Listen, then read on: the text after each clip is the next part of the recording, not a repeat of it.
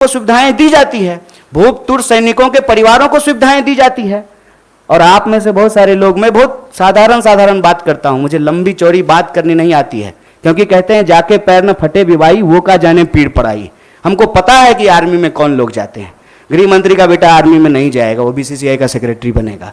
हमको पता है कि वहां पे सेवा करने वाले कौन लोग होते हैं, गरीब किसान मजदूर के बच्चे होते हैं। कोई नेता का बाल बच्चा आर्मी में नहीं जाता है। जाता है, प्रधानमंत्री भी जाते हैं फोटो खिंचवाने के लिए। फोटो खिंचवाने के लिए वर्दी पहनना एक बात होता है, देश की भक्ति के लिए, सर्वोच्च सम्मान के लिए वर्दी पहनना दूसरी बात होती है। दीपावली में जाकर के मिठाई बांट देंगे, उसके बाद आकर के अग्निपथ योजना ला करके देश की जवानों का दिवाला निकाल देंगे। अग्निपथ योजना इस देश के नौजवानों को अग्नि में झोंकने की योजना है। मीडिया के सभी साथियों और आपके चैनल के माध्यम से, आपके यूट्यूब चैनल के माध्यम से सुन रहे आप सभी दर्शकों का अभिनंदन करता हूं। और हमारे दो वरिष्ठ साथियों ने न सिर्फ आज बल्कि लगातार जब से ये योजना घोषित की गई है, भारतीय राष्ट्रीय कांग्रेस का पक्ष रख रहे हैं। मैं भारतीय राष्ट्रीय कांग्रेस का एक साधारण कार्यकर्ता हूं, उसके साथ साथ मैं बिहार का रहने वाला हूं। शायद ये पहला मौका है कि मैं आप तमाम लोगों के सामने स्पष्ट तरीके से यह बात रखना चाहता हूं कि मैं ऐसे परिवार से आता हूं, हमारे परिवार में रिश्तेदारी में 16 लोग आर्म फोर्सेस की नौकरी करते हैं। मैं ऐसे परिवार से आता हूं जिसको शहीद का परिवार कहा जाता है। इंसर्जेंसी में हमारे एक भाई की शहादत हुई है, उन्होंने अपना सर्वोच्च बलिदान दिया है। और आप सबके चैनल पे भी मैं यही देख रहा हूँ कि सब लोग यही कह रहे हैं कि सबसे ज़्यादा हिंसा बिहार में भड़क रही है। मैं इस बिंदु पे आपसे कुछ बात करना चाहता हूँ। पहली बात तो ये कि हम लोग मार्केटिंग नहीं करना जानते हैं। हमको लगता है कि सेना का, देश के सर्वोच्च सम्मान का, ये मार्केटिंग करने का चीज़ नहीं है। लेकिन आप एक एक मंत्रियों का बयान सुन करके देख लीजिए। जो लोग अग्निपथ योजना का फ़ायदा गिना रहे हैं, ऐसा लग रहा है कि कोई चीज़ वो बेचने की कोशिश कर रहे हैं।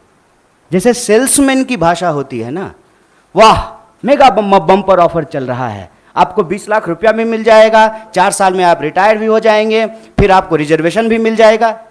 इस भाषा की मानसिकता को समझने का प्रयास कीजिए।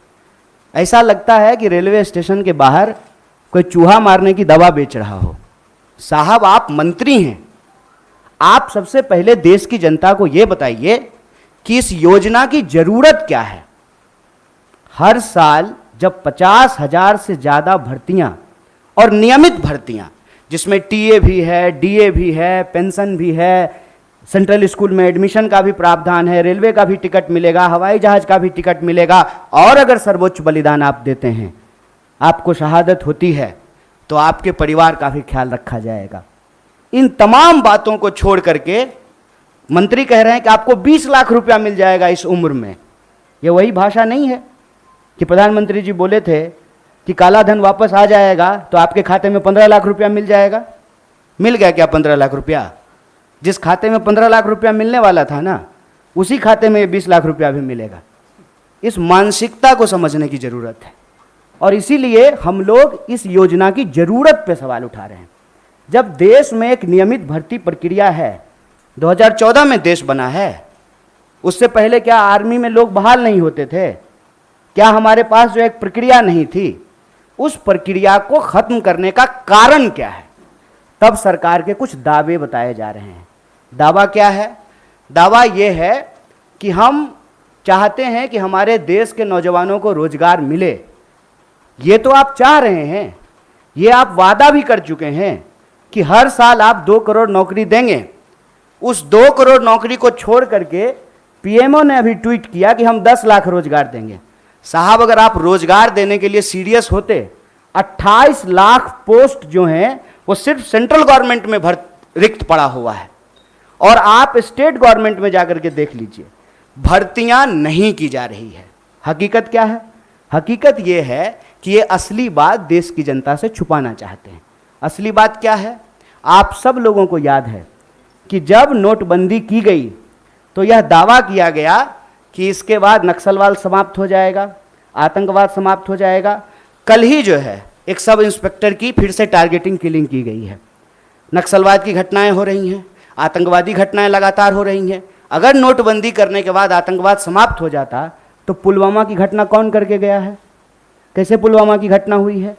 तो ये दावा करते हैं। जब उस दावे का आप पड़ताल करेंगे तो आपके ऊपर ही आरोप लगाना शुरू कर देंगे। एक व्हाट्सएप मैसेज घूम रहा है जिसमें कहा जा रहा है कि जिस भी योजना का कांग्रेस विरोध कर रही हो, ऐसा आप मान लीजिए कि वो योजना सही है। कांग्रेस के विरोध करने से आप चलते हैं? आप सत्ता में बैठे हुए मोदी जी, आपके ऊपर देश की जनता ने भरोसा किया है। विपक्ष के भड़काने से लोग भड़क जाते, विपक्ष की कही हुई बात लोग मान लेते तो प्रधानमंत्री मोदी जी होते। इस देश के लोगों ने मोदी जी के ऊपर भरोसा किया। और मैं याद दिलाना चाहता हूं कि ये वही नौजवान हैं, ये उस वक्त हिंसा नहीं किए जब इनके माँ बाप हजारों किलोमीटर पैदल चल करके अपने घर गए। ये वही नौजवान हैं, ये तब भी हिंसा नहीं किए जब उनके परिवार को ऑक्सीजन नहीं मिल रहा था और वो तरप तरप करके जान दे रहे थे। ये तब भी हिंसा नहीं किए जब आपने हर साल 2 करोड़ नौकरी नहीं दी। मैं देश की सरकार से, भारतीय राष्ट्रीय कांग्रेस की तरफ से यह अपील करना चाहता हूं कि ये कोना कोना कौन कोना सोतली पुतो कोना खेलना बंद कीजिए। आप हकीकत में बताइए कि रियलिटी क्या है। क्या आपने विपक्ष को पूछा? आपने विपक्ष को पूछा कि हम कोई योजना ला रहे हैं? आपने कोई पार्लियामेंट्री कमेटी की मीटिंग की? या आपने नौजवानों को पूछा कि हम आपका भलाई करना चाहते हैं किसानों की तरह, और नौजवान कहते हैं कि हमको ये भलाई नहीं चाहिए? इस मनोदशा को समझिए साहब। हम ऐसे गांव से आते हैं, ऐसे इलाके से आते हैं, कोई ऐसा साल नहीं गुजरता है साहब कि हमारे इलाके में कोई शहादत ना हुई हो। हमारे इलाके में लोगों के पास महज नौकरी नहीं है सेना। हम जानते हैं इस बात को। जब किसी परिवार में किसी बच्चे को सेना की नौकरी मिलती है, पूरे इलाके में उनका सम्मान होता है। और दुख के साथ साथ जब एक पार्थिव शरीर गांव आता है, आंखों में आंसू होने के बावजूद उस इलाके का सीना गर्व से चौड़ा हो जाता है कि हमारे बच्चे ने जो है देश के लिए सर्वोच्च सम्मान दिया है। सेना का सवाल देश की सुरक्षा का सवाल है। आप इसको मजाक मत बनाइए। और एक बात हमारे साथी भी कह रहे हैं, आप तमाम मीडिया लोग भी इसको बोल रहे हैं कि उसमें से 25% लोगों को, साहब 25% नहीं, अप टू 25%, ध्यान रखिएगा, यह है सेल्समैन मेगा बम्पर ऑफर की मानसिकता। अप टू 25% क्या होता है? मतलब 25% की भी गारंटी नहीं है। यह मत समझिए आप कि उसमें से एक को दे ही देंगे नौकरी। बहुत चालाकी से टर्म्स एंड कंडीशन लिख दिया है, अप टू 25%। और इसमें ये कितना गंभीर है, इस गंभीरता का आप अंदाजा लगाइए कि अभी आए हुए 3 दिन हुए हैं घोषणा किए हुए, 2 मेजर अमेंडमेंट हो चुका है। और जो फायदा गिनाए जा रहे हैं वो फायदा तो पहले से है। सेना में, आर्म फोर्सेस में, पैरामिलिट्री में भर्ती होने की मैक्सिमम आयु 25 वर्ष है। 25 वर्ष से ज्यादा में तो आप बहाल ही नहीं हो सकते हैं। उसके बाद अलग अलग रैंक पे आप कितना समय तक सेवा देंगे वो पहले से निर्धारित है। और जो लोग आर्मी की नौकरी समाप्त करके, सेवा समाप्त करके आते हैं, उनको अन्य जगहों पे सुविधाएं दी जाती है। भूतपूर्व सैनिकों को सुविधाएं दी जाती है, भूतपूर्व सैनिकों के परिवारों को सुविधाएं दी जाती है। और आप में से बहुत सारे लोग, मैं बहुत साधारण बात करता हूं, मुझे लंबी चौड़ी बात करनी नहीं आती है, क्योंकि कहते हैं जाके पैर न फटे विवाई, वो का जाने पीड़ पड़ाई। हमको पता है कि आर्मी में कौन लोग जाते हैं। गृह मंत्री का बेटा आर्मी में नहीं जाएगा, वो बीसीसीआई का सेक्रेटरी बनेगा। हमको पता है कि वहां पे सेवा करने वाले कौन लोग होते हैं। गरीब किसान मजदूर के बच्चे होते हैं। कोई नेता का बाल बच्चा आर्मी में नहीं जाता है। जाता है, प्रधानमंत्री भी जाते हैं फोटो खिंचवाने के लिए। फोटो खिंचवाने के लिए वर्दी पहनना एक बात होता है, देश की भक्ति के लिए, सर्वोच्च सम्मान के लिए वर्दी पहनना दूसरी बात होती है। दीपावली में जाकर के मिठाई बांट देंगे, उसके बाद आकर के अग्निपथ योजना ला करके देश की जवानों का दिवाला निकाल देंगे। अग्निपथ योजना इस देश के नौजवानों को अग्नि में झोंकने की योजना है। इस योजना को सरकार को तुरंत वापस लेना चाहिए। और ये जो लॉलीपॉप वाली भाषा है ना, इस लॉलीपॉप की भाषाओं को बंद करना चाहिए। और जहां तक बिहार में हिंसा का सवाल है, सीधा सा एक कारण समझ लीजिए, ये नौजवान ना किसी के द्वारा लाए गए हैं, ना किसी के द्वारा बुलाए गए हैं। आप तमाम प्रबुद्ध पत्रकार यहां बैठे हुए हैं, कोई ऑर्गेनाइज्ड आंदोलन होता है, उसका स्वरूप अलग होता है। हम लोग 3 दिन से नहीं डिटेन हो रहे हैं यहाँ पे, हमारा ऑफिस छावनी नहीं बना हुआ है। हम लोग आते हैं, पुलिस पकड़ करके हमको ले जाती है, कोई हिंसा नहीं होती है, कुछ भी नहीं होता है। उसमें हिंसा क्यों हुआ है? क्योंकि वहां नौजवानों का सब्र जो है पानी सर से ऊपर चला गया है।